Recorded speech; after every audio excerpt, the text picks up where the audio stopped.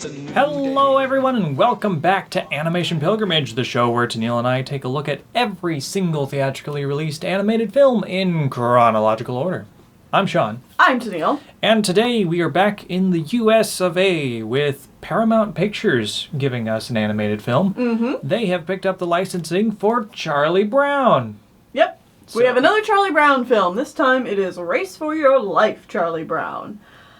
And it's a camp movie. Dawn of the Camp movie, TM.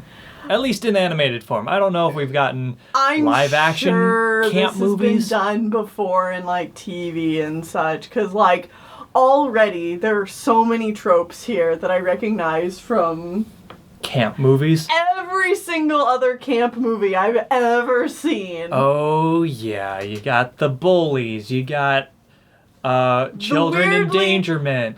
The weirdly no supervision, unlike if you've ever actually been to camp, where you're pretty much monitored and supervised 24/7. Mm-hmm. That is one thing about these camp movies I always like to point out, is that, like, it's kind of like high school movies, where, like, how American high schools appear in movies in Hollywood is so completely different and alien than how it is in real life. Because, like, in real life, you don't get to control when you go, where you go, how long you go. In movies, it feels like kids just get to do whatever they want for the whole school day. They can just wander around and chat with each other. Sure, they have to go to classes, but, like, classes are, like, 5 minutes here or there. Yeah, classes are, like, a nebulous concept that, like, who cares?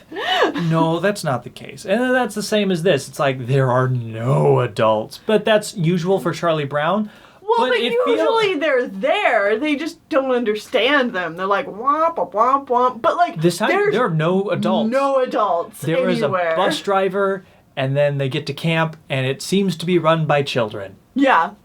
Well, and another thing about this camp, too, is that, like, you know, I've been to summer camp many a time.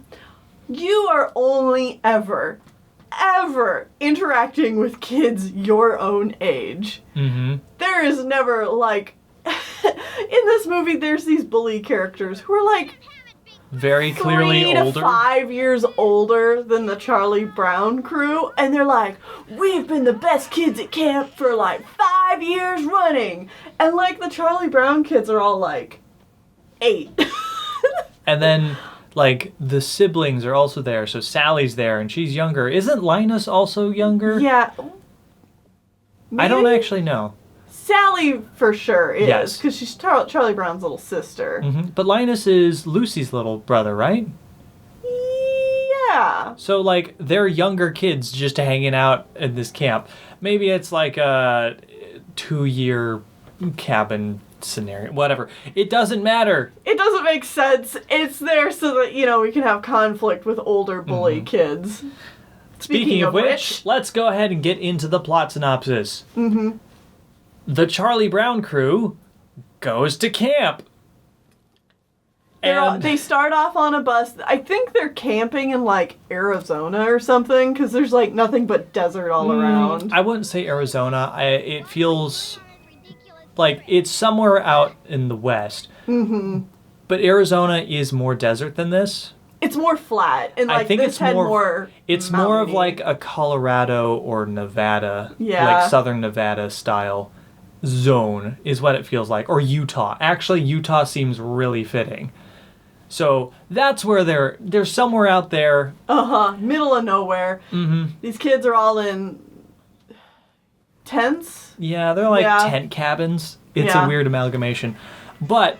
And yeah. Snoopy, of course, also goes to camp. With Woodstock. He follows behind on a motorcycle, and Charlie Brown gets left behind at the gas station when they pull over for, like, a bus stop, so Charlie Brown has to ride with Snoopy to camp, and good grief. Charlie Brown's just off to a bad start. Well, of course. And he wants to learn at camp how to be more assertive and how to be a leader. So that's, like, his story arc. Good luck, Charlie Brown. Race for your life. Speaking of which, there's a bunch of competitions at this camp, and the older bully kids cheat. every single time. Not that they would need to, because they're older kids. Yeah, they are like, winning already, and then they cheat just to be over the top. Like Right. tug of war, they tie themselves to trees so they can't lose. And the bag race, they just cut holes in the bottom so they run. Yeah. It's like, why? You're already winning. You're already taller, bigger, stronger, older. Harder, better, faster, stronger. Yeah, exactly. It's like, why? Why'd you do this? Because we have to make sure they're super evil. They're not just better than them. They're just over the top. evil, yeah. And the biggest event is the worst idea I've ever seen in a camp ever. A river race.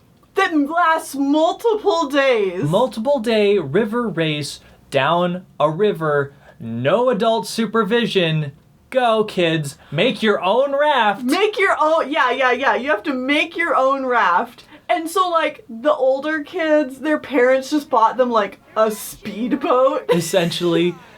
And, like... And, like, the other kids are pulling together, like, sticks and twigs, and... Or they've got, like... They've built a raft and then put, like, balloons underneath. Yeah, it's really dumb. And this is actually the majority of the movie, is them racing down the river. Uh-huh. And then the kids, like, there's a storm, and they get marooned, and then there's a snowstorm, and the boys are forced to sleep in the snow, and, like... Oh, and it's just don't like... forget, we keep talking about the boys, but there is the girls subplot as well, which... While the racing aspect might be the major focus of the film, the girls' story is easily the best. That's because the girl cabin decides they're going to hold a democracy. And on every single decision, they're gonna vote. Every single time something comes up. Do we take the left turn or the right turn? Everybody pull out your hidden ballots and mark it off. And then they tally them up. And more often than not, it's a joke of there's no decision made because it's almost always split 50-50 because there's 4 girls. And so it never works. And then it does work sometimes. And it's just... It's a funny joke on how democracy is a messy garbage system that only works for those that are in control already. Yes, because there's specifically a point where everybody's all, like, spread out and chaotic, and, like, Woodstock is missing, and they're looking for him, and they're trying to, like, regroup, and they find this old cabin out in the woods, and it's snowing outside, and the girls get there, and they all decide, like... They're gonna hold a vote to see if the girls will have the cabin at night or the boys will have the cabin. But only the girls get to vote because only they're part of the democracy. Yeah. And the boys are like, that's not fair. And they're like, shut up, you're not part of the democracy. And it's like, oh... Oh, this is biting commentary. I love it. And it still holds true today. Wow. And so, of course, all the girls vote for the girls to be inside the cabin and the boys to be outside. And they're just like, man, this sucks. They go outside. Oh, it's so good. And I gotta say that as this thing is going on, Neil and I had one recurring thought as it kept going, because, like, somebody would die, or someone would wreck or crash, and then, like, they're stuck out in the woods, and then they all died. A lawsuit was filed against the camp for the deaths of 11 children, 1 dog, 1 cat, and 1 bird. Yep. And that just kept going. We kept saying it because things kept happening. It's like, it kept being true. All the kids died or are lost, and there's a lawsuit filed against the camp because these children are lost out in the middle of nowhere. It just keeps going. It's like the child endangerment is ridiculous in this movie. And I mean that's part of... There's like so many times where it's like, ooh, the river forks this way or that way. One way is the correct way you're supposed to go, but there's no adult supervision, so all there is a sign. And then the other way is a blasting zone. Blasting zone up ahead. And so it's like... So, you know, of course you have your bully kids who are in the lead for a good chunk of the movie, who are, like, taking the signs and turning them the other way, or destroying them, or something like that. And yeah, so it's just child endangerment, the movie. And so we get to the end of the race, and I gotta say, they've been stuck out in the woods for like multiple days, not even going down the river. Mm-hmm. And they get to another camp? I don't really understand this, but there's all the other campers still there, waiting, anticipating the arrival. And I'm like, how many days have you guys been here? These kids have been stuck out in the woods for multiple days. Uh-huh. They should have gotten here days ago. How has no search parties gone out? Apparently this race just takes days. Mm-hmm. It's like, if you come back, good job, Boy Scouts, you done it. You get the badge. Speaking of which, Woodstock the bird wins the race. Oh, yeah. Yeah, most important part. Yeah. There's like the emotional beat, and it's gotta be with Snoopy, because that's really the only character the kids care about. You like the Woodstock kids watching gets this lost. movie. Woodstock gets lost. It's like this whole emotional, like... And then Snoopy goes searching for him. Yeah. And then Charlie Brown goes searching for Snoopy. And then the girls help them search for Snoopy. And, like, that goes on for a good portion. We're laughing talking about this movie, but it really wasn't like that good. It's a pretty standard Peanuts film. I did enjoy it more than the other two Peanuts films. That's honestly what I said here. A funny Charlie Brown movie? Say it ain't so. I will say, I think this one's like funnier, and I like the biting commentary on democracy and all that. But there's not as much like substance here as in the other two. But like, I don't know how many people are really going to Charlie Brown movies for thematic substance, you know? I think the die-hard Charlie Brown fans are actually in it for that. Okay. From what I can tell from the one die-hard Charlie Brown fan I know, they love the commentary. Yeah, of the Peanuts? Oh, like Peanuts commentary and how depressing it is. Well, good. I'm glad it's appreciated for what it is then. Because so often...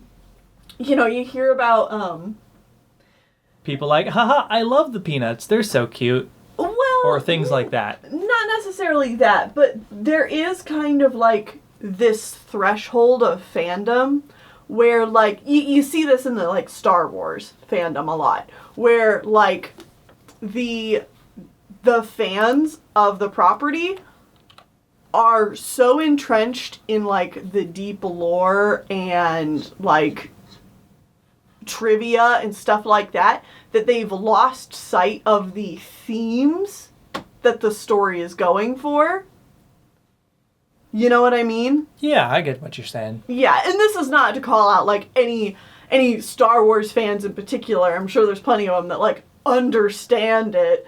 You know, it's just a lot of times you can get like so caught up in the who's and the what's and the characters and all that you forget that the story is actually trying to tell you something about real life or whatever. Nazis are bad. Yeah, that's Star Wars. That's what Star Wars is about. And people are like, wait. What? Yeah, no, that's the point. That's the point. It's pretty obvious. Yeah. If you take 2 seconds. Anyways, Peppermint Patty is, once again, the best character in the movie. Easily, hands down. Yeah. She actually gets her sidekick this time. Marcy. Marcy finally appears in a movie, and it's great. And they work well off of each other. Mm-hmm. Good stuff. I love it. I would definitely say this movie is worth a watch. Yeah. Like, yeah. Especially if you like Peanuts films. But also... maybe not as much if you like Peanuts films. I don't know. But I liked this one. It's a more lighthearted Peanuts film than the previous Peanuts films. Yeah. Which is going to draw more people into it, I'd say. Yeah. The animation is better than the previous Peanuts films. It's still not, like, amazing or anything like that. But it's on par. And this film was, again, directed by Bill Melendez, who's directed the other Peanuts films. And this is the one that's actually received the most mixed reviews at the time that it came out. Most reviewers rated it as either on par with the others or slightly below. Interesting. The other Charlie Brown movies, which I wonder, is that necessarily indicative of its quality or more so people getting tired of Peanuts films? I could see it being that second one, honestly. Mm-hmm. And most then, people aren't going out and watching every single animated film. Yeah. And then at the box office, this made $3.2 million. I did not see what kind of budget it had, but it was probably a lot cheaper than that. So Yeah. it probably did just fine. Good for it. Yeah. Good for it. Either way, next time on Animation Pilgrimage, it's time. We're finally going back to Disney again. And we're gonna 2 this year. We're gonna watch the rest. We're gonna watch the rescue. No, we're gonna watch The Rescuers. For realsies this time, we're gonna watch it. See you then. Free as running water, fresh as morning dew. No matter who's the leader, when the sun sets down, it is gone, Charlie Brown. So race for your life, take a chance, 'cause there's no